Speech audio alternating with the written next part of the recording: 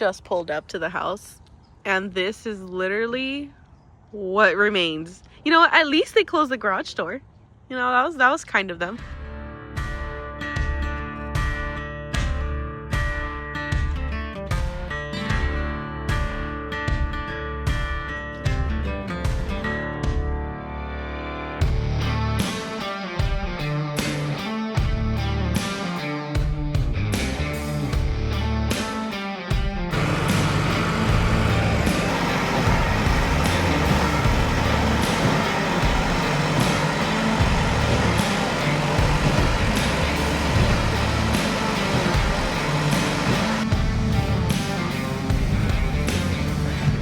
8 months ago, I bought a house with a huge property, and I decided to completely tear down the entire house. I'm going to answer your questions as to why did I tear down the house and why did it take so long. I bought this house back in February. It is now November.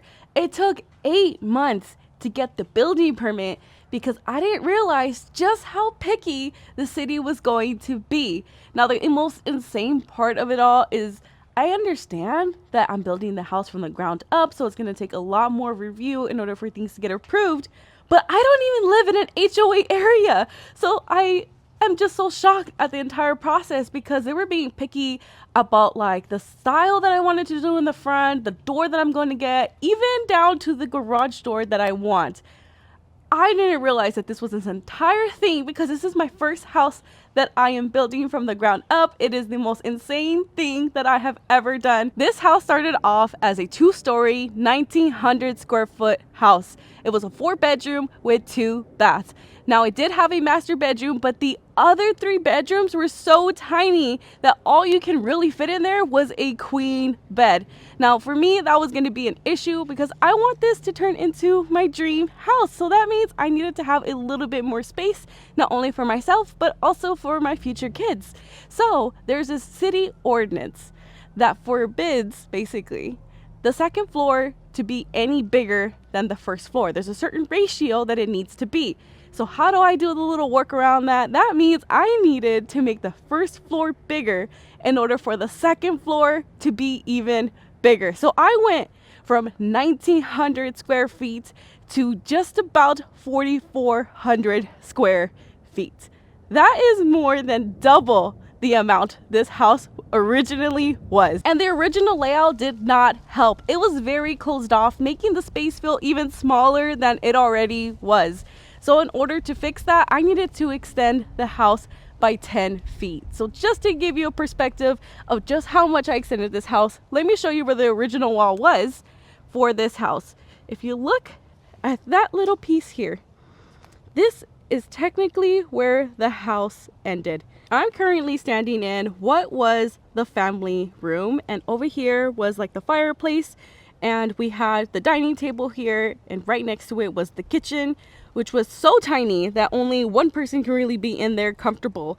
It was just so closed off, and behind the wall was where the formal living room was and the entrance of the house. So this felt very, very tiny and very dark just because there wasn't enough lighting coming through the entire house. So instead of having 2 living rooms, I decided to just go with one and divide the 4th room amongst the other 3 rooms in the house, making the space a whole lot bigger. It's going to be nice and opened, just like I wanted initially. Now, with that being said, technically the patio that was right here is going to be part of the master bedroom, and this is completely new. So this is going to be the future patio, and what was the patio before is not going to be part of the master bedroom. So you can kind of see where everything's going to be. So this is going to be the entrance to my master bedroom. This is going to be the entrance to my closet, and you have the master bedroom here. Also, I have a door going this way because this is going to be my little laundry room. That's going to be amazing. And here off to the side is going to be my bathroom. That's obviously the garage, but you'll get in through that side through the entrance. So I'm going to have the door hanging out over there. Now, because this was initially 2 floors, I'm still going to have a second floor. So the staircase is going to be right along here. it's going to be a little hard to visualize the second floor right now because I obviously have nothing up there, but I am going to have 4 bedrooms upstairs. I'm only going to have the master bedroom downstairs, and then the rest of the bedrooms are going to be upstairs, and they're each going to have their own full bath. So it's a lot going on, and it might be a little extra, but to be honest with you, I grew up having to share a room. I grew up having to share a bathroom. So it's actually, to me, one of my dreams to be able to provide this to my kids. So I know it doesn't mean a lot to everybody, but for me, it means a lot. As far as the garage, I had to keep it the same amount of square footage that it was originally. So I didn't make much changes to it.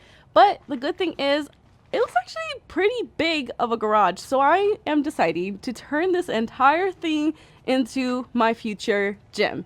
Just because the shop has more than enough space to park all of my cars in there. So I decided that that's going to be my dream garage over there, and I'm just gonna keep this as like my nice clean workout area. I've always wanted to have a home gym, so now that I have more than enough space, I decided to, you know what, let's just go ahead and do it. So the whole garage is actually going to be a future gym. All right, let's move on to the backyard.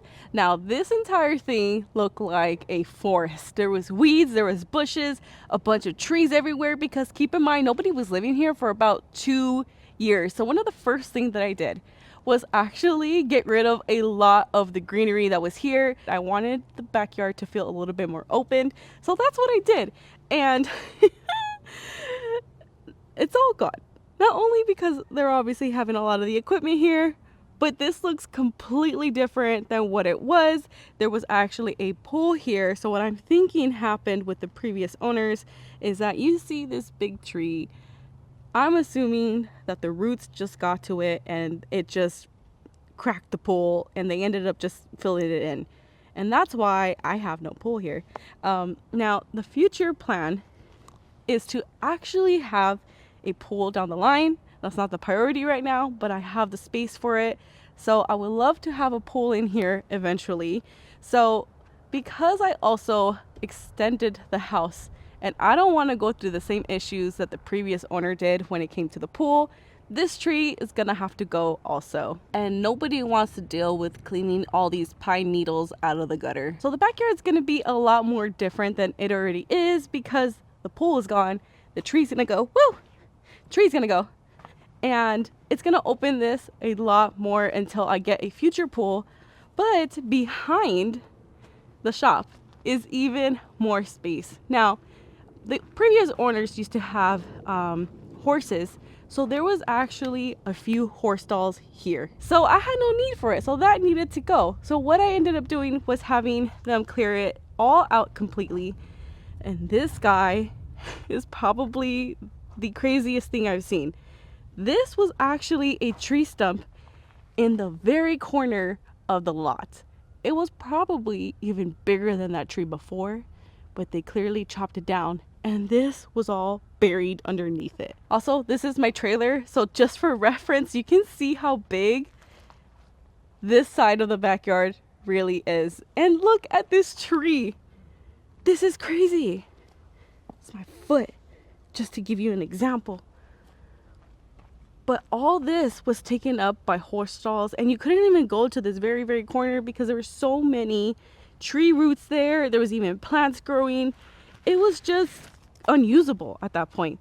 So that all needed to go, and you can see just how much bigger this side of the backyard is too. Long-term goal for the shop is to tear it down in a couple of years. I need to watch where I'm going. Tear it down in a couple of years, so that way I can fit 3 cars lengthwise. Right now, you can maybe squeeze 2. It's just a little bit shy to squeeze 2. But as far as how wide it is, you can park 3 cars side by side. But it's just a little bit too shy in order for you to fit 2 cars parked back to back, which is completely fine. I think for right now, the shop, the current size that it is, it's perfect. It's I'll make do with it. Next week, they are going to start the framing. So that means the house is going to look a whole lot different. It's going to take shape, and you get an even better idea of what the end product is going to look like. Don't forget to like and follow so that way you can keep up with all of my house updates. Thank you so much for watching and hanging out with me today. I hope to see you in the next one. Drive safe. Bye!